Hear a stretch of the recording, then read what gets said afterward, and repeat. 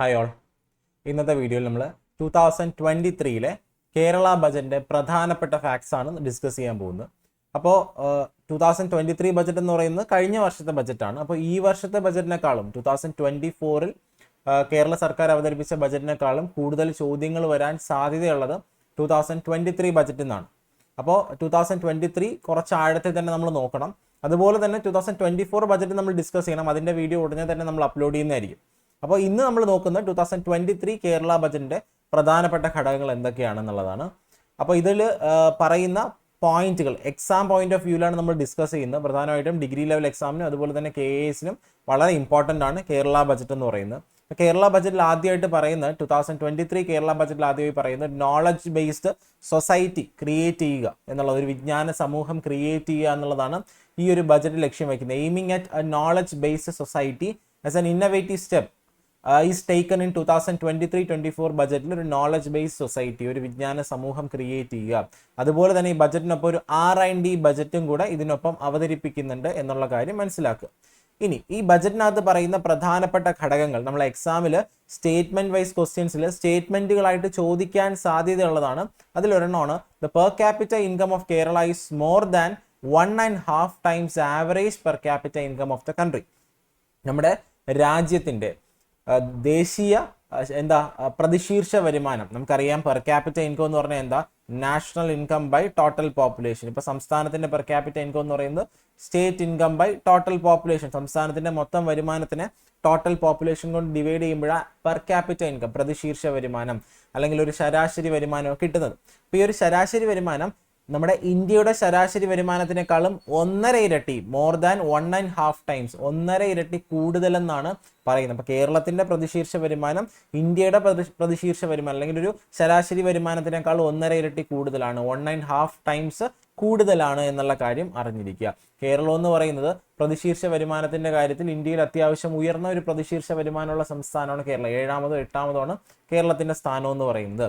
ഇനി അടുത്ത് കേരളത്തിന്റെ മറ്റൊരു പ്രധാന പ്രശ്നം ഈ ഒരു ബജറ്റിനകത്ത് പറയുന്നത് ചേഞ്ച് ഇൻ പോപ്പുലേഷൻ സ്ട്രക്ചർ. നമ്മുടെ ജനസംഖ്യയുടെ ഘടനയിൽ ഉണ്ടാകുന്ന മാറ്റം, നമ്മുടെ ഡെമോഗ്രഫിക് സ്ട്രക്ചർ, പോപ്പുലേഷൻ സ്ട്രക്ചറിൽ ഉണ്ടാകുന്ന മാറ്റം ഒരു പ്രധാന പ്രശ്നമായിട്ട് കേരള സമൂഹം നേരിടുന്നുണ്ട്. അതെന്താണെന്ന് നോക്കിക്കഴിഞ്ഞാൽ 2021 കണക്ക് പ്രകാരം 16.5% ജനങ്ങൾ 60 വയസ്സിന് മുകളിലുള്ളതാണ്. 2031 ആകുമ്പോൾ 20% കൂടുന്നുണ്ട്. അപ്പോൾ ഡിപ്പെൻഡന്റ് പോപ്പുലേഷൻ അല്ലെങ്കിൽ ഓൾഡ് ഏജ് പോപ്പുലേഷൻ കൂടുന്നു. ഓൾഡ് ഏജ് പോപ്പുലേഷൻ കൂടുമ്പോൾ അവിടെ സ്വാഭാവികമായിട്ടും വർക്കിംഗ് ഏജ് കുറയും അല്ലേ? ജോലി ചെയ്യാൻ കപ്പാസിറ്റി ഉള്ള ആൾക്കാരുടെ എണ്ണം. അപ്പോൾ നമുക്കറിയാം 3 ഏജ് ഗ്രൂപ്പാണ് പ്രധാനമായിട്ടുള്ളത്. 6 വയസ്സ് വരെയുള്ള ചൈൽഡ്, അതുപോലെ തന്നെ 14 വയസ്സ് വരെയുള്ള ചൈൽഡ്, 0 മുതൽ 14 വയസ്സ് വരെയുള്ള കുട്ടികൾ, ചിൽഡ്രൻ എന്ന് പറയുന്ന ഏജ് ഗ്രൂപ്പ്. 15 മുതൽ 59 വയസ്സ് വരെയുള്ളതാണ് വർക്കിംഗ് ഏജ് ഗ്രൂപ്പ് എന്ന് പറയുന്നത്. വർക്കിംഗ് ഏജ് ഗ്രൂപ്പ് 60 വയസ്സിന് മുകളിലുള്ളതാണ് ഓൾഡ് ഏജ് ഗ്രൂപ്പ് എന്ന് പറയുന്നത്. ഇതിൽ ഈ 2 വിഭാഗം എന്ന് പറയുന്നത് ഡിപ്പെൻഡന്റ് പോപ്പുലേഷൻ ആണല്ലേ. ചിൽഡ്രനും അതുപോലെ ഓൾഡ് ഏജും ഡിപ്പെൻഡന്റ്, ആശ്രയിച്ച് ജീവിക്കുന്നവരാണ്. അവർ സ്വന്തമായിട്ട് വരുമാനം നേടിയെടുക്കുന്നവരല്ല. അപ്പോൾ ഓൾഡ് ഏജ് ആയിട്ടുള്ള ആൾക്കാരുടെ എണ്ണം കൂടുന്നത് സ്വാഭാവികമായിട്ടും ഒരു സംസ്ഥാനത്തിന്റെ പ്രൊഡക്ടിവിറ്റിനെ ബാധിക്കുന്നുണ്ട്, വളർച്ചയെ ബാധിക്കുന്നുണ്ട്, വരുമാനത്തിനെ ബാധിക്കുന്നുണ്ട്. അവർക്ക് വേണ്ടി കൂടുതൽ ചെലവാക്കേണ്ടി വരും ഗവൺമെന്റിന്. അപ്പോൾ ഒരു പോപ്പുലേഷൻ സ്ട്രക്ചറിൽ ഒരു ചേഞ്ച് ഉണ്ടാകുന്നു. 2021 പ്രകാരം മൊത്തം ജനസംഖ്യയുടെ 16% ഓൾഡ് ഏജ് പോപ്പുലേഷൻ എങ്കിൽ 2031 ആകുന്ന സമയത്ത് ഇത് 20%. 100 ആൾക്കാരിൽ 20 പേരും പ്രായമുള്ളവരായിരിക്കും, 60 വയസ്സിന് മുകളിലുള്ളവരായിരിക്കും എന്നാണ് ഈ ഒരു കണക്ക് പ്രകാരം പറയുന്നത്. അപ്പൊ ആ ഒരു കണക്കൊന്ന് അറിഞ്ഞിരിക്കുക. അതുപോലെ തന്നെ ബർത്ത് റേറ്റ് കുറയുന്നു, ജനന നിരക്ക് കുറയുന്നു. അപ്പോൾ ചിൽഡ്രന്റെ പോപ്പുലേഷൻ കുറയും, കുട്ടികളുടെ ചൈൽഡ് പോപ്പുലേഷൻ അവിടെ കുറയാനുള്ള സാധ്യതയുണ്ട് അല്ലെ. കുട്ടികളുടെ എണ്ണം കുറയുമ്പോൾ ഈ കുട്ടികളാണ് ഭാവിയിൽ വർക്കിംഗ് ഏജ് പോപ്പുലേഷൻ ആയിട്ട് മാറുന്നത്, ജോലി ചെയ്യാൻ കപ്പാസിറ്റി ഉള്ള ആൾക്കാരായിട്ട് മാറുന്നത്. അപ്പോൾ ബർത്ത് റേറ്റ് കുറഞ്ഞാൽ കുട്ടികളുടെ എണ്ണം കുറയുന്നുണ്ട്. ബർത്ത് റേറ്റ് 3.6 ലാക്ക് ബൈ 2031 ആകുമെന്ന് പറയുന്നുണ്ട്. ഇനി Kerala may become the state with highest dependency population. ഇന്ത്യയിൽ ഏറ്റവും കൂടുതൽ ഡിപ്പെൻഡന്റ് പോപ്പുലേഷൻ ഉള്ള സംസ്ഥാനമായിട്ട് കേരളം മാറുമെന്നും കഴിഞ്ഞ വർഷത്തെ കേരള ബജറ്റിനകത്ത് പറയുന്നുണ്ട്. അതുപോലെ തന്നെയാണ് കേരളം ഇപ്പോൾ second generation developmental problems face ചെയ്യുന്നുണ്ട്. അപ്പോൾ സെക്കൻഡ് ജനറേഷൻ ഡെവലപ്മെന്റ് പ്രോബ്ലംസ്, അപ്പോൾ നിങ്ങൾ ഓർത്തിരിക്കുക 2 തരത്തിലുള്ള ഡെവലപ്മെന്റ് പ്രോബ്ലംസ് ആണ് രാജ്യങ്ങളും സംസ്ഥാനങ്ങളും എല്ലാം ഫേസ് ചെയ്യുന്നത്. അതിലൊന്ന് ഫസ്റ്റ് ജനറേഷൻ ഡെവലപ്മെന്റ് പ്രോബ്ലം, മറ്റൊന്ന് second generation development problem. First generation എന്ന് വെച്ചാൽ മനുഷ്യന്റെ അടിസ്ഥാനപരമായിട്ടുള്ള പ്രശ്നങ്ങൾ അഡ്രസ്സ് ചെയ്യുന്ന പ്രശ്നങ്ങളാണ് ഫസ്റ്റ് ജനറേഷൻ പ്രോബ്ലം എന്ന് പറയുന്നത്. എല്ലാവരിലും വിദ്യാഭ്യാസം, എല്ലാവരിലും ആരോഗ്യ സംവിധാനം, ദാരിദ്ര്യ നിർമ്മാർജ്ജനം തുടങ്ങിയ കാര്യങ്ങളെല്ലാം ഫസ്റ്റ് ജനറേഷൻ പ്രോബ്ലമാണ്. സെക്കൻഡ് ജനറേഷൻ എന്ന് പറയുമ്പോൾ അത് മാറുന്നു. എങ്ങനെയാണ്? ക്വാളിറ്റി ഓഫ് എഡ്യൂക്കേഷൻ, അതുപോലെ തന്നെ ഉന്നത വിദ്യാഭ്യാസം, പ്രാഥമിക വിദ്യാഭ്യാസം നേടിയവർക്കെല്ലാം ഉന്നത വിദ്യാഭ്യാസം കൊടുക്കണം, ആ വിദ്യാഭ്യാസം കിട്ടിയവർക്കെല്ലാം തൊഴിൽ കൊടുക്കണം. അതുപോലെ തന്നെ ഇപ്പം നമുക്ക് ഒരു സമൂഹത്തിൽ നമുക്ക് പറയാം, നമുക്കിപ്പോൾ കേരളത്തിൽ ലൈഫ് സ്റ്റൈൽ ഡിസീസസ് വളരെ കൂടുതലാണ്. ഇപ്പം ലൈഫ് സ്റ്റൈൽ ഡിസീസസിന് വേണ്ടി പ്രത്യേക ചികിത്സാ സംവിധാനങ്ങൾ ഒരുക്കണം. അതുപോലെ പ്രായമായിട്ടുള്ള ആൾക്കാരുടെ എണ്ണം കൂടുന്നു, അവർക്ക് വേണ്ടിയിട്ടുള്ള പ്രത്യേക സംവിധാനങ്ങൾ ഗവൺമെന്റിന് ചെയ്യേണ്ടി വരും. ഇതെല്ലാം സെക്കൻഡ് ജനറേഷൻ പ്രോബ്ലംസ് ആണ്. ഒരു സൊസൈറ്റി അടുത്ത ഘട്ടത്തിലോട്ട് കടക്കുമ്പോൾ, ഡെവലപ്മെന്റിന്റെ മറ്റൊരു ഘട്ടത്തിലോട്ട് കടക്കുമ്പോൾ അവർ സെക്കൻഡ് ജനറേഷൻ പ്രോബ്ലംസ് നേരിടുന്നു. പക്ഷെ ഒരു പ്രശ്നം, ഇന്ത്യയിലെ പല സംസ്ഥാനങ്ങളും ഇന്നും ഫസ്റ്റ് ജനറേഷൻ പ്രോബ്ലംസ് ഫേസ് ചെയ്തുകൊണ്ടിരിക്കുന്നു. ഇപ്പൊ കേന്ദ്ര സർക്കാരിന്റെ കൂടുതൽ ഫണ്ടുകളും കൂടുതൽ സ്കീമുകളും ഫസ്റ്റ് ജനറേഷൻ പ്രോബ്ലംസ് അഡ്രസ്സ് ചെയ്യാൻ വേണ്ടിയുള്ളതാണ്. അങ്ങനെ വരുമ്പോൾ സംസ്ഥാന സർക്കാർ സ്വന്തമായി second generation problems, developmental issues address ചെയ്യാൻ വേണ്ടിയുള്ള ഫണ്ട് കണ്ടെത്തേണ്ടി വരുന്നുണ്ട്. അതൊരു ഇഷ്യൂ ആയിട്ട് ഇവിടെ പറയുന്നുണ്ട്. ഇനി മറ്റൊന്ന്, മൈക്രോബയോം. നമുക്കറിയാം മൈക്രോബയോംസ് എന്ന് വെച്ചാൽ മൈക്രോ ഓർഗാനിസംസുമായിട്ട് ബന്ധപ്പെട്ടുള്ള ഒരു സെന്റർ ഓഫ് എക്സലൻസ്. ഇത്തരത്തിലുള്ള മൈക്രോബയോമിനെ പറ്റി പഠിക്കുന്നു. ഫംഗസ്, അതുപോലെ ബാക്ടീരിയ, വൈറസ്, ഇതെല്ലാം കൂടി ചേരുന്നതാണ് മൈക്രോബയോം. ഇവയെ പറ്റി പഠിക്കാൻ ഒരു സെന്റർ ഓഫ് എക്സലൻസ് അനൗൺസ് ചെയ്ത കാര്യം കഴിഞ്ഞ ബജറ്റിൽ പറഞ്ഞായിരുന്നു. അത് എന്ത് ചെയ്യുന്നുണ്ട്? ലൈഫ് സയൻസ് പാർക്ക് തോന്നക്കലിലെ ലൈഫ് സയൻസ് പാർക്കിൽ ആരംഭിക്കുമെന്ന് പറയുന്നുണ്ട്. ഇനി വേറൊരു കാര്യം ശ്രദ്ധിക്കുക, ഇതിൽ സഹകരിക്കുന്നത് Kerala state council for science, technology and എൻവയോൺമെന്റും Rajiv Gandhi centre for biotechnology. വേണമെങ്കിൽ ചോദിക്കാം, ഈ ഒരു microbiome centre for excellence in microbiome എവിടെയാണ് ആരംഭിക്കുന്നതെന്ന് ചോദിച്ചാൽ ലൈഫ് സയൻസ് പാർക്ക് തോന്നക്കലാണ്. അതിന് സപ്പോർട്ട് കൊടുക്കുന്ന Kerala state council of science, technology and എൻവയോൺമെന്റും, അതുപോലെ ആരുടെ participation? Rajiv Gandhi centre for ബയോടെക്നോളജിയുടെ പാർട്ടിസിപ്പേഷൻ ഇതിന്റെ അകത്തുണ്ട് എന്നുള്ള കാര്യം അറിഞ്ഞിരിക്കുക. ഇനി massive project make in Kerala. നമ്മളെ മെയ്ക്ക് ഇൻ ഇന്ത്യ മാതൃകയിൽ മെയ്ക്ക് ഇൻ കേരള ആരംഭിക്കുന്നു. അതിനെപ്പറ്റി പറയുന്നുണ്ട്. Will develop all facilities to increase domestic production. നമ്മുടെ സംസ്ഥാനത്ത് ഉൽപാദനം കൂട്ടാൻ വേണ്ടി മെയ്ക്ക് ഇൻ കേരളത്തിൽ നിർമ്മിക്കൂ എന്ന് പറയുന്ന ഒരു പദ്ധതി. അതിന്റെ ഭാഗമായിട്ട് ഡൊമസ്റ്റിക് പ്രൊഡക്ഷൻ, നമ്മുടെ സംസ്ഥാനത്തിൽ ഉൽപാദനം കൂട്ടുക. വേണമെങ്കിൽ ചോദിക്കാം, മെയ്ക്ക് ഇൻ കേരളയുടെ ഫീച്ചേഴ്സ് എന്തൊക്കെയാണ്? എന്താണ്? ഡൊമസ്റ്റിക് പ്രൊഡക്ഷൻ കൂട്ടുക, എംപ്ലോയ്മെന്റ്, അതുപോലെ തൊഴിലവസരങ്ങൾ ഉണ്ടാക്കുക, ഓൺട്രപ്രണേഴ്സ്, പുതിയ സംരംഭകർ, പുതിയ നിക്ഷേപങ്ങൾ, അത്തരത്തിലുള്ള അവസരങ്ങൾ സൃഷ്ടിക്കുക. അപ്പം മെയ്ക്ക് ഇൻ കേരള എന്ന് വെച്ചാൽ കേരളത്തിൽ കൂടുതൽ ഉൽപാദനം നടത്തുക, അതുപോലെ തന്നെ കൂടുതൽ ആൾക്കാർക്ക് തൊഴിൽ കൊടുക്കുക, സംരംഭകത്വം, കൂടുതൽ സംരംഭകരെ സൃഷ്ടിക്കുക, കൂടുതൽ നിക്ഷേപം കൊണ്ടുവരിക, തൊഴിലവസരങ്ങൾ ഉണ്ടാക്കുക, നിക്ഷേപം അവസരങ്ങൾ ഉണ്ടാക്കുക. ഇതെല്ലാമാണ് മെയ്ക്ക് ഇൻ കേരള ലക്ഷ്യം എന്ന് പറയുന്നത്. അതിനുവേണ്ടി ഈ ഒരു മെയ്ക്ക് ഇൻ കേരള എന്ന് പറയുന്ന പദ്ധതിനെ പറ്റി പഠിക്കാൻ വേണ്ടി CDS അറിയാലോ, സെന്റർ ഫോർ ഡെവലപ്മെന്റ് സ്റ്റഡീസ്, അവരുടെ നേതൃത്വത്തിൽ എന്ത് ചെയ്യുന്നുണ്ട്? ഒരു പഠനം നടത്താൻ വേണ്ടി കേരളം ആവശ്യപ്പെട്ടിട്ടുണ്ട്. ഇനി ആ ഒരു പഠനം നടത്തിയിട്ടുണ്ട്. ആരാണ്? ഈ പറയുന്ന സെന്റർ ഫോർ ഡെവലപ്മെന്റ് സ്റ്റഡീസ്. ഇനി അടുത്ത് നമുക്ക് പറയാനുള്ളത് വെസ്റ്റ് കോസ്റ്റ് കനാലിനെ പറ്റി ഇവിടെ പറയുന്നുണ്ട്. വെസ്റ്റ് കോസ്റ്റ് കനാൽ നമുക്കറിയാം, അവിടെയാണ് നമ്മുടെ നാഷണൽ വാട്ടർവേ 3 ഉള്ളത്. അപ്പം നമ്മുടെ നാഷണൽ വാട്ടർവേ 3 കടന്നു പോകുന്ന ഏത് വഴിയാണ്? വെസ്റ്റ് കോസ്റ്റ് കനാൽ വഴിയാണ് എന്നുള്ള കാര്യം അറിഞ്ഞിരിക്കും. അപ്പോൾ വെസ്റ്റ് കോസ്റ്റ് കനാൽ എന്ന് പറയുന്നത് 616 കിലോമീറ്റർ നീളമുള്ളതാണ് വെസ്റ്റ് കോസ്റ്റ് കനാൽ. നമ്മുടെ കോവളത്ത് നിന്ന് ആരംഭിച്ച്, അതായത് നമ്മുടെ ഈ കോവളം മുതൽ കാസർഗോഡ് വരെയാണ് എന്ത് ചെയ്യുന്നത്? ഈ ഒരു വെസ്റ്റ് കോസ്റ്റ് കനാൽ ഉള്ളത്. കോവളം, തിരുവനന്തപുരത്തുള്ള കോവളം മുതൽ ഈ പറയുന്ന പോലെ കാസർഗോഡുള്ള ബേക്കൽ എന്ന് പറയുന്ന സ്ഥലം ഉണ്ടല്ലോ, കോവളം മുതൽ ബേക്കൽ വരെയാണ് ഈ പറയുന്ന വെസ്റ്റ് കോസ്റ്റ് കനാൽ എന്ന് പറയുന്ന ആ ഒരു ജലപാതയുള്ളത്. ഇതെന്താണ്? ഇതൊരു ഉൾനാടൻ ജലപാതയാണെന്നുള്ളത് നിങ്ങൾക്ക് അറിയാലോ. വെസ്റ്റ് കോസ്റ്റ് കനാൽ, WCC എന്ന് പറയുന്നത് കേരളത്തിലൂടെ കടന്നു പോകുന്ന പ്രധാനപ്പെട്ട ഉൾനാടൻ ജലപാതയാണ് വെസ്റ്റ് കോസ്റ്റ് കനാൽ എന്ന് പറയുന്നത്. ഈ ഒരു വെസ്റ്റ് കോസ്റ്റ് കനാലിന്റെ പ്രത്യേകത എന്ന് പറയുന്നത് ഇതിനകത്തൂടെയാണ് നമ്മുടെ നാഷണൽ വാട്ടർവേ 3 കടന്നു പോകുന്നത്. അപ്പോൾ വെസ്റ്റ് കോസ്റ്റ് കനാലിലൂടെയാണ് നാഷണൽ വാട്ടർവേ 3 കടന്നു പോകുന്നത് എന്നുള്ള കാര്യം അറിഞ്ഞിരിക്കുക. ഈ ഒരു വെസ്റ്റ് കോസ്റ്റ് കനാൽ തന്നെ പ്രധാനമായിട്ടും നമുക്ക് നോക്കിക്കഴിഞ്ഞാൽ കാണാൻ പറ്റും, ഈ ഒരു വെസ്റ്റ് കോസ്റ്റ് കനാലിന് 5 സബ്സെക്ഷൻസ് ഉണ്ട്. ഈ ഒരു വെസ്റ്റ് കോസ്റ്റ് കനാൽ 616 കിലോമീറ്റർ നീളമുള്ള ഈ കനാലിന് 5 സബ്സെക്ഷൻസ് ഉണ്ട്. അതിലൊന്നെന്ന് വെച്ചാൽ കോവളം മുതൽ കൊല്ലം വരെ, ഒന്നാമത്തെ സബ്സെക്ഷൻ. രണ്ടാമത്തെന്ന് പറയുന്നത് കൊല്ലം മുതൽ കോട്ടപ്പുറം വരെ, അതിനുശേഷം കോട്ടപ്പുറം മുതൽ കോഴിക്കോട് വരെ, അത് കഴിഞ്ഞിട്ട് കോഴിക്കോട് മുതൽ നീലേശ്വരം വരെ, നീലേശ്വരം മുതൽ കാസർഗോഡ് വരെ. ഇപ്പൊ കോവളം മുതൽ കൊല്ലം വരെയാണ് ഒന്നാമത്തെ സ്ട്രെച്ച്.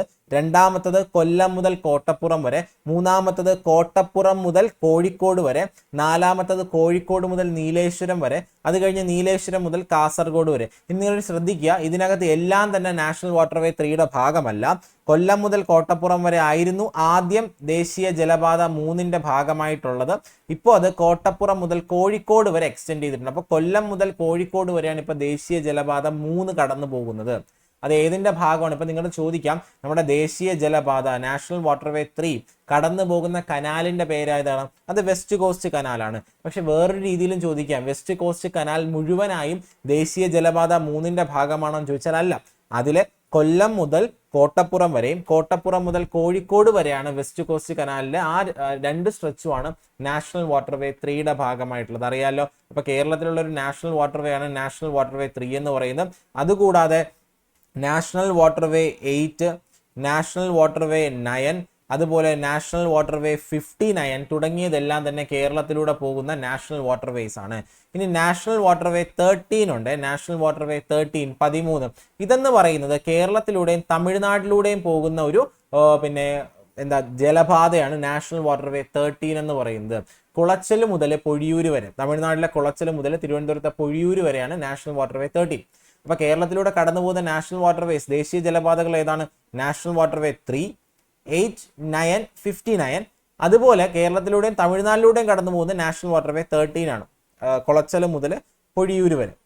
ഇനി വെസ്റ്റ് കോസ്റ്റ് കനാലിന്റെ കാര്യം പറഞ്ഞു കഴിഞ്ഞാൽ, വെസ്റ്റ് കോസ്റ്റ് കനാൽ എന്ന് പറയുന്ന 616 കിലോമീറ്റർ നീളമുള്ള ഒരു കനാലാണ്.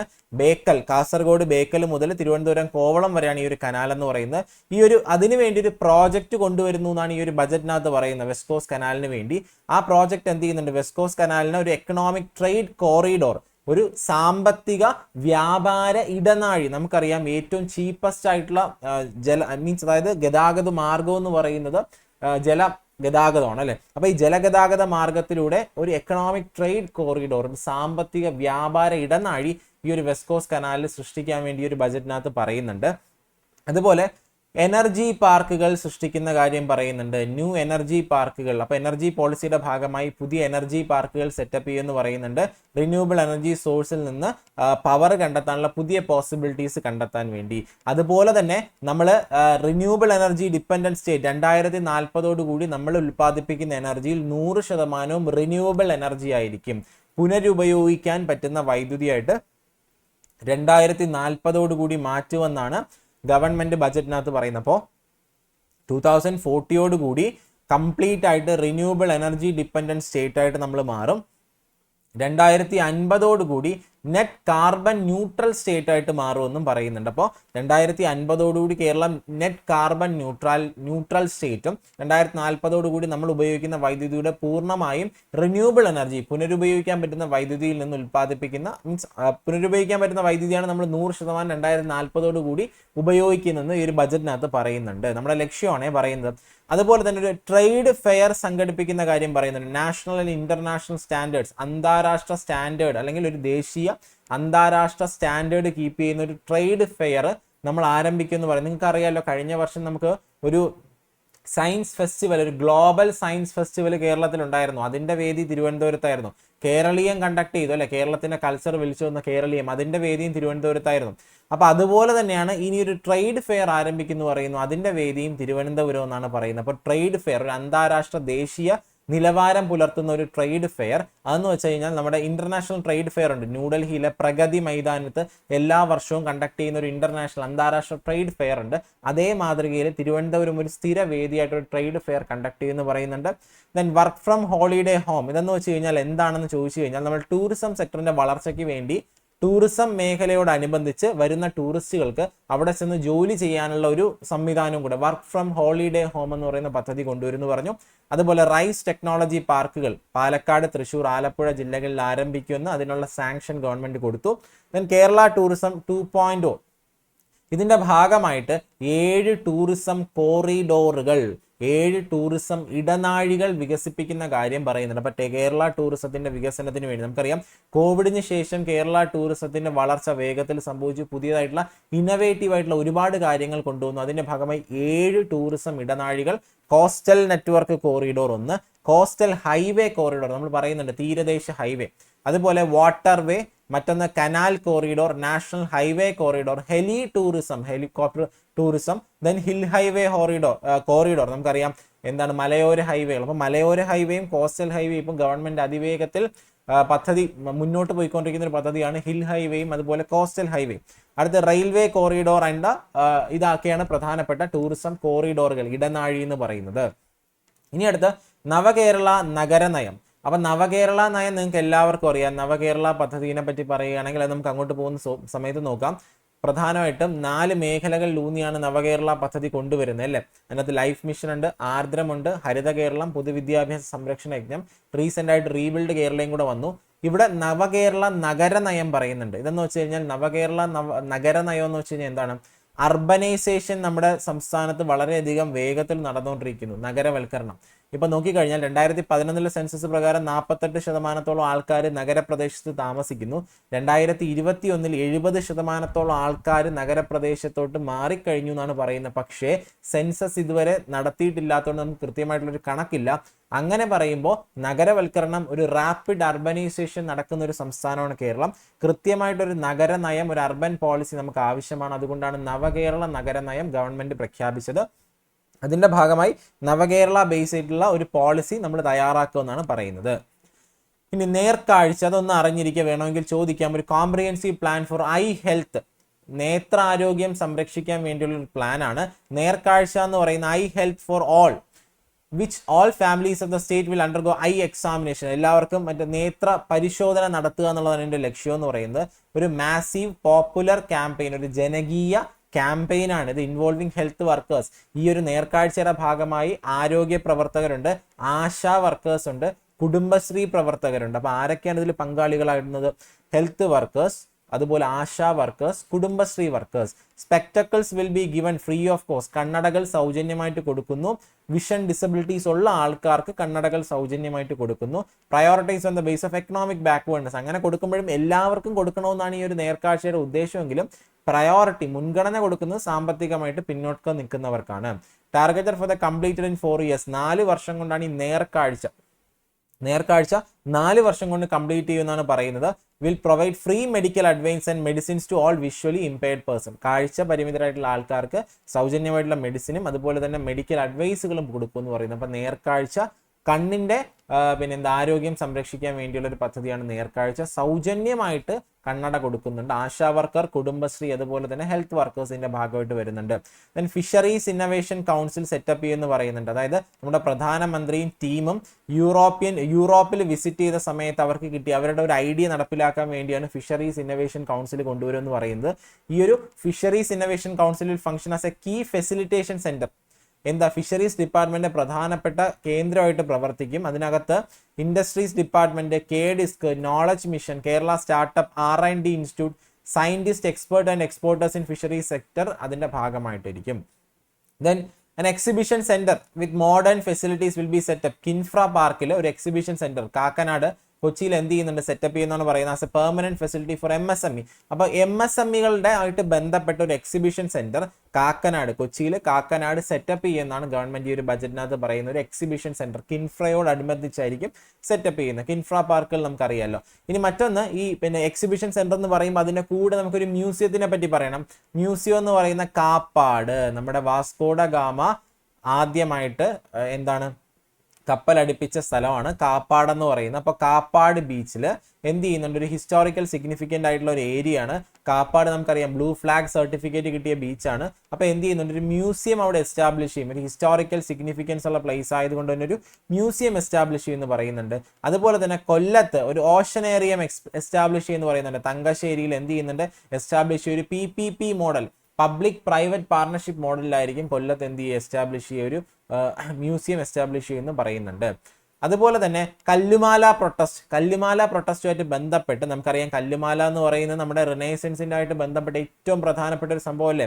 അപ്പോൾ അതുമായിട്ട് ബന്ധപ്പെട്ട് എന്ത് ചെയ്യുന്നുണ്ട്, ഈ കല്ലുമാല സമരമായിട്ട് ബന്ധപ്പെട്ട് കൊല്ലത്ത് പീരങ്കി മൈതാനത്ത് ഒരു കല്ലുമാല സ്ക്വയർ സെറ്റപ്പ് ചെയ്യുമെന്ന് എന്ത് ചെയ്യുന്നുണ്ട്, പറയുന്നുണ്ട്. അപ്പൊ കല്ലുമാല സ്ക്വയർ സെറ്റപ്പ് ചെയ്യുമെന്ന് പറയുന്നുണ്ട്. ഇതുപോലെ തന്നെയാണ് വൈക്കം സത്യാഗ്രഹത്തിന്റെ 100ാം വാർഷികം ആഘോഷിക്കുന്ന സമയത്ത് ഗവൺമെന്റ് ആ വാർഷികം ഗവൺമെന്റ് ആ വാർഷികമായിട്ട് ആഘോഷിക്കുന്നു, ഗവൺമെന്റ് നേതൃത്വത്തിൽ ആഘോഷിക്കുന്നു എന്നും ഈ ഒരു ബജറ്റിനകത്ത് പറയുന്നുണ്ടായിരുന്നു കേട്ടോ.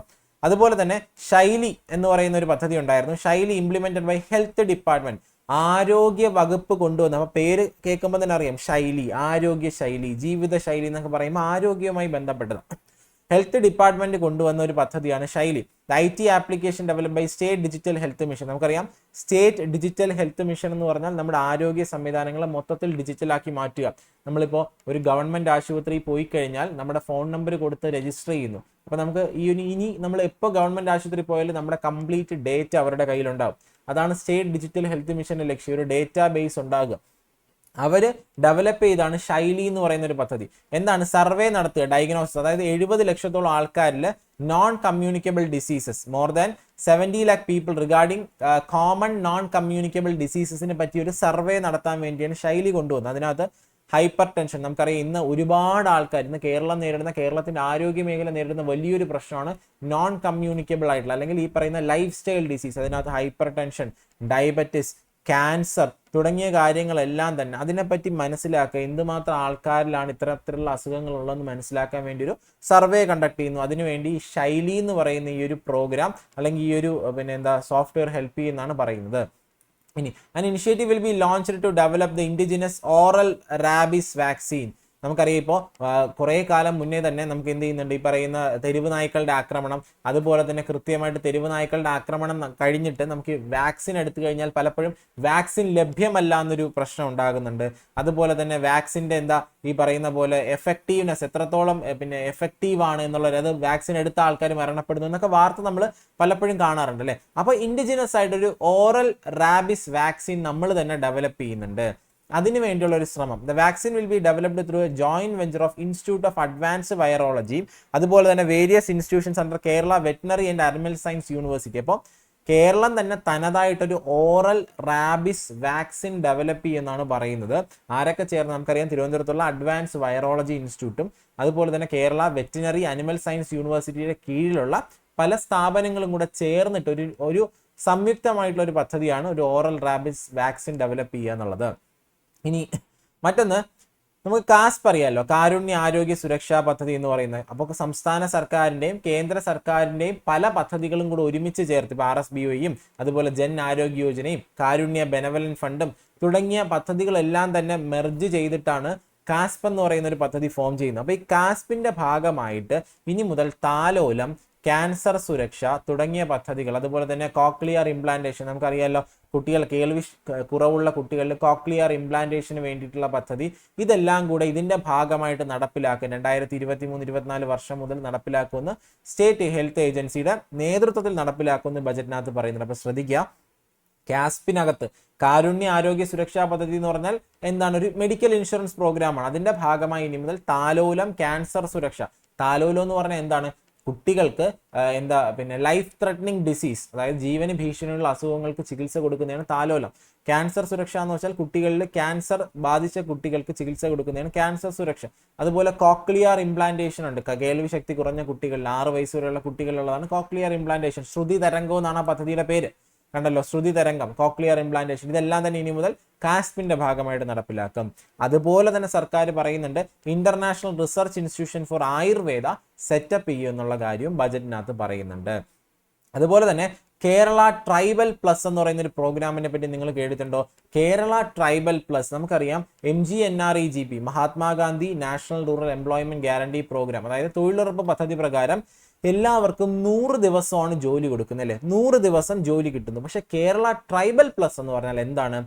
ST ഫാമിലി, ഷെഡ്യൂൾഡ് ട്രൈബ്, അതായത് ട്രൈബൽ ഏരിയാസിലുള്ള ആൾക്കാർക്ക്, ട്രൈബൽ കുടുംബങ്ങളിലുള്ള ആൾക്കാർക്ക് ഈ 100 ദിവസത്തിന് പുറമെ അഡീഷണൽ 100 ദിവസം, അങ്ങനെ ടോട്ടൽ 200 ദിവസം തൊഴിൽ കൊടുക്കുന്ന പദ്ധതിയാണ് കേരള ട്രൈബൽ പ്ലസ് പ്രോഗ്രാം. ഇത് ഇപ്പം വന്നതല്ല, മുന്നേ വന്നതാണ്. ഈ ഒരു ബജറ്റിനകത്ത് പറഞ്ഞത് കൊണ്ട് അഥവാ എക്സാമിന് ചോദിച്ചാലോ എന്ന് കരുതി ഞാനിവിടെ ഉൾപ്പെടുത്തിയതാണ്. നമ്മുടെ കേരളത്തിന്റെ വളർച്ചയുടെയും വികസനത്തിന്റെ ഒരു പ്രധാനപ്പെട്ട പങ്ക് വഹിക്കുന്നത് നോൺ റെസിഡന്റ് കേരളൈറ്റ്സ് അല്ലെങ്കിൽ പ്രവാസികളാണ് അല്ലെ. അപ്പൊ ഈ പ്രവാസികളുടെ ക്ഷേമത്തിന് വേണ്ടി കേരളത്തിൽ പ്രവർത്തിക്കുന്ന സ്ഥാപനമാണ് Norka. Non resident Keralite affairs. അപ്പോൾ അവർ നോർക്ക ഈ പറയുന്ന പ്രവാസികൾക്ക് വേണ്ടി ഒരുപാട് സ്കീമുകൾ കൊണ്ടുവന്നിട്ടുണ്ട്. അപ്പോൾ ഏതൊക്കെ സ്കീമുകളാണെന്നുള്ള പേരുകൾ നമ്മൾ അറിഞ്ഞിരിക്കണം. ഒന്ന്, Norka department project four returned immigrants. നമുക്കറിയാം എമിഗ്രൻസ്, അതായത് വിദേശത്ത് ജോലി ചെയ്യുന്ന ആൾക്കാർ ഒരുപാട് പേര് ഇപ്പം നാട്ടിലോട്ട് തിരിച്ചു വരുന്നുണ്ട്. അവർക്ക് വേണ്ടിയിട്ട് കൊണ്ടുവന്ന സ്കീമാണ് NDPREM, Norka department project four returned emigrants. എന്താ സ്കീംസ്? പേൾ എന്ന് പറഞ്ഞാൽ പ്രവാസി ഭദ്രത ഇൻട്രസ്റ്റ് ഫ്രീ ലോൺ. അതായത് ഇവിടെ തിരിച്ചു വരുന്ന ആൾക്കാർക്ക് കുടുംബശ്രീ മിഷൻ വഴി ഇൻട്രസ്റ്റ് ഫ്രീ, അതായത് ഇൻട്രസ്റ്റ് ഫ്രീ എന്ന് വെച്ചാൽ പലിശരഹിത വായ്പകൾ കൊടുക്കുന്നതാണ് പേൾ എന്ന് പറയുന്ന സ്കീം. ദെൻ പ്രവാസി ഭദ്രത മൈക്രോ ലോണുകൾ. ഈ പറയുന്ന ലോണുകൾ എന്ന് പറയുന്നത് പ്രവാസി ഭദ്രതയുടെ കാര്യം പറഞ്ഞപ്പോൾ ലോണുകൾ മൈക്രോ ലോണുകളുണ്ട്, മെഗാ ലോണുകളുണ്ട് എന്നുള്ള കാര്യം അറിഞ്ഞിരിക്കുക. അപ്പോൾ ജസ്റ്റ് പ്രവാസി ഭദ്രത ലോണുകളുടെ കാര്യം മാത്രം അറിഞ്ഞിരിക്കുക. അത് ഈ ബജറ്റിന്റെ അകത്ത് പ്രഖ്യാപിക്കുന്നുണ്ട്. ദെൻ സാന്ത്വന സ്കീം. സാന്ത്വന സ്കീം എന്ന് പറഞ്ഞു കഴിഞ്ഞാൽ എന്താണ്? ഈ മരണപ്പെട്ടു പോയിട്ടുള്ള ആൾക്കാർക്ക്, അതായത് ഈ പറയുന്ന മരണപ്പെട്ടു പോയിട്ടുള്ള പ്രവാസികളുടെ കുടുംബത്തിന് കൃത്യമായിട്ടുള്ള സാമ്പത്തിക സാങ്കേതിക സഹായം കൊടുക്കുക. അതായത് അവിടെ നിന്ന് ബോഡി എത്തിക്കുക, അതുപോലെ തന്നെ സാമ്പത്തിക സഹായം കൊടുക്കുക തുടങ്ങിയ കാര്യങ്ങളെല്ലാം സാന്ത്വന സ്കീമിന്റെ ഭാഗമായിട്ട് വരുന്നുണ്ട്. നോർക്കയാണ് നടപ്പിലാക്കുന്നത്. മറ്റൊന്ന്, മാവേലിക്കരയുള്ള നോർക്കയുടെ ഭൂമിയിൽ ലോക കേരള കേന്ദ്രം സെറ്റപ്പ് ചെയ്യാൻ വേണ്ടി 1 കോടി അനുവദിച്ചു. അതിനെപ്പറ്റിയും പറയുന്നുണ്ട്. എവിടെയാണ്? മാവേലിക്കരയുള്ള നോർക്കയുടെ ഭൂമിയിൽ. ഇനി അടുത്ത് നവകേരളം കർമ്മ പദ്ധതി 2.0. ഇത് 2021 കൊണ്ടുവന്നതാണ്. പിന്നെ ഞാൻ ഇവിടെ പറയാൻ കാരണം, നിങ്ങൾക്കറിയാം നവകേരള എന്ന് പറയുന്ന ഒരു പദ്ധതി ഉണ്ടല്ലേ, 2016 കൊണ്ടുവന്നതാണ്. അതിനകത്താണ് എന്തൊക്കെ ഉണ്ടായിരുന്നത്? ഈ പറയുന്ന പോലെ ഹരിത കേരളം, ആർദ്രം, ലൈഫ്, അതുപോലെ തന്നെ വിദ്യാകിരണം അല്ലെങ്കിൽ പൊതുവിദ്യാഭ്യാസ സംരക്ഷണ യജ്ഞം. ഇത് 4 കൂടെ ചേരുന്നതാണ് നവകേരളം എന്ന് പറയുന്ന പദ്ധതി. അതായത് 4 മേഖലകൾ: ആരോഗ്യം, വിദ്യാഭ്യാസം, ഹൗസിംഗ്, വീട് വെച്ച് കൊടുക്കുക, അതുപോലെ തന്നെ പരിസ്ഥിതി സംരക്ഷണം. ഇത്രയ്ക്കും വേണ്ടി കൊണ്ടുവന്നാണ് നവകേരള കർമ്മ പദ്ധതി. 2021 ആയപ്പോൾ അതിന്റെ 2ാം ഘട്ടം നവകേരളം 2.0 ലോഞ്ച് ചെയ്തു. അതിന്റെ ഭാഗമായിട്ട് റീബിൽഡ് കേരളയും കൂടെ അതിന്റെ കൂടെ ആഡ് ചെയ്ത് ചേർത്തു എന്നുള്ള കാര്യം അറിഞ്ഞിരിക്കുക. KAS മുൻവർഷം ചോദിച്ചിരുന്ന ചോദ്യമാണ്. താഴെ പറയുന്നവരിൽ നവകേരളയിൽ ഉൾപ്പെടാത്തത് ഏത്? അന്ന് റീബിൽഡ് കേരള ആയിരുന്നു ആൻസർ. പക്ഷെ അതിനുശേഷം നവകേരള 2ാം ഭാഗം വന്നപ്പോൾ അതിൽ റീബിൽഡ് കേരളയും ഭാഗമായി. ഇനി Kerala social security pension limited എന്ന് പറയുന്ന ഒരു പുതിയ കമ്പനി നമ്മുടെ സാമൂഹ്യക്ഷേമ പെൻഷനുകൾ വിതരണം ചെയ്യാൻ കേരള സോഷ്യൽ സെക്യൂരിറ്റി പെൻഷൻ എന്ന് പറയുന്ന ഒരു പുതിയ കമ്പനി എസ്റ്റാബ്ലിഷ് ചെയ്യാൻ വേണ്ടി കേരള സർക്കാർ തീരുമാനമായിട്ടുണ്ട്. ഇനി മെഡിസെപ്പിനെ പറ്റി പറയാമല്ലോ. മെഡിസെപ്പിനെ പറ്റി കൂടുതലൊന്നും പറയുന്നില്ല, പക്ഷെ മെഡിസെപ്പ് എന്താണെന്നുള്ള കാര്യം നിങ്ങൾ അറിഞ്ഞിരിക്കുക. മെഡിസെപ്പ് എന്ന് പറഞ്ഞു കഴിഞ്ഞാൽ എന്താണ്? ഈ പറയുന്ന നമ്മുടെ സർക്കാർ ജീവനക്കാർക്കും അതുപോലെ തന്നെ പെൻഷനേഴ്സിനും, ഇപ്പൊ സർക്കാർ ജീവനക്കാർക്കും പെൻഷനേഴ്സിനും വേണ്ടി കൊണ്ടുവന്ന മെഡിക്കൽ ഇൻഷുറൻസ് സ്കീമാണ്. Medical insurance scheme for state employees and pensioners. അപ്പോൾ medical insurance scheme for state employees and pensioners, അതാണ് മെഡിസെപ്പ് എന്ന് പറയുന്നത്. സർക്കാർ ഉദ്യോഗസ്ഥർക്കും പെൻഷൻ ആയിട്ടുള്ള ആൾക്കാർക്കും വേണ്ടിയുള്ള ഒരു ഹെൽത്ത് ഇൻഷുറൻസ് സ്കീമാണ് മെഡിസെപ്പ് എന്ന് പറയുന്നത്. അപ്പൊ മെഡിസെപ്പ് എന്താണെന്നുള്ള കാര്യം അറിഞ്ഞിരിക്കുക. മെഡിസെപ്പ് ഓറിയന്റൽ ഇൻഷുറൻസ് കമ്പനിയുമായി ചേർന്നാണ് നടപ്പിലാക്കുന്നത് എന്നുള്ള കാര്യം കൂടെ അറിഞ്ഞിരിക്കുക. അത്രയും മാത്രം ഇവിടെ അറിഞ്ഞാൽ മതി. ജസ്റ്റ് ഞാൻ ആ ഒരു ടേം കണ്ടുകൊണ്ട് ഇതിനകത്ത് ഉൾപ്പെടുത്തിയേ ഉള്ളൂ. ഇനി സ്റ്റേറ്റ് ഗവൺമെന്റിന്റെ വരുമാനം നമ്മൾ നോക്കുകയാണെങ്കിൽ സ്റ്റേറ്റിന്റെ ടാക്സ് റെസീപ്റ്റ് ആണ് ഏറ്റവും കൂടുതലുള്ളത് പറയുന്നത് 46%, ക്യാപിറ്റൽ റെസീപ്റ്റ് 23%, അതിനകത്ത് കടമൊക്കെ വരുന്നുണ്ട്. സെൻട്രൽ ഗവൺമെന്റിൽ നിന്ന് കിട്ടുന്ന ട്രാൻസ്ഫർ 21%, നോൺ ടാക്സ് റവന്യൂ 10%. നിങ്ങൾ വേറൊരു കാര്യം ശ്രദ്ധിക്കുക, കേന്ദ്ര സർക്കാരിന്റെ വരുമാനം പറയുമ്പോൾ ഏറ്റവും കൂടുതൽ കടമെന്ന് പറയാറുണ്ട് അല്ലേ. ഇവിടെ നോക്കിയാലും സംസ്ഥാന സർക്കാരിന്റെ ഏറ്റവും കൂടുതൽ കടം തന്നെയാണ്. പക്ഷെ ഇവിടെ നികുതി എല്ലാം കൂടെ ഒരുമിച്ച് എഴുതിയിരിക്കുന്നത്. നമ്മൾ പറയും കേന്ദ്ര സർക്കാരിന്റെ വരുമാനം നോക്കുമ്പോൾ GST സെപ്പറേറ്റ് അങ്ങനെയല്ല എഴുതിയിരിക്കുന്നത്. പക്ഷെ ഇവിടെ നികുതി എല്ലാം കൂടെ ഒരുമിച്ച് എഴുതിയിരിക്കുന്നത്. ഏറ്റവും വലിയ വരുമാനം കടം തന്നെയാണ്. ഇനി ഏറ്റവും വലിയ നികുതി ഏതെന്ന് ചോദിച്ചാൽ GST ആണ്. രണ്ടാമത് VAT ആണ്, സെയിൽ ടാക്സ് എന്ന് പറയില്ലേ. നോൺ ടാക്സ് റവന്യൂ ഏതാണ് ഗവൺമെന്റ് ഏറ്റവും വലുത്? അത് ലോട്ടറി വരുമാനമാണ് ഗവൺമെന്റ് നികുതി ഇതര വരുമാനത്തിൽ ഏറ്റവും വലുത്. അപ്പോൾ ഇത്രയും കാര്യങ്ങളാണ് പ്രധാനമായിട്ടും നമുക്ക് ഈ ഒരു 2023 ബജറ്റിൽ നോക്കാനുള്ളത്. 24 ബജറ്റിലെ ഏറ്റവും പ്രധാനപ്പെട്ട പോയിന്റുകൾ ഉടനെ തന്നെ നമ്മൾ മറ്റൊരു വീഡിയോ ആയിട്ട് ചെയ്യുന്നതായിരിക്കും. അതുവരെ വീഡിയോ കണ്ട എല്ലാവർക്കും താങ്ക്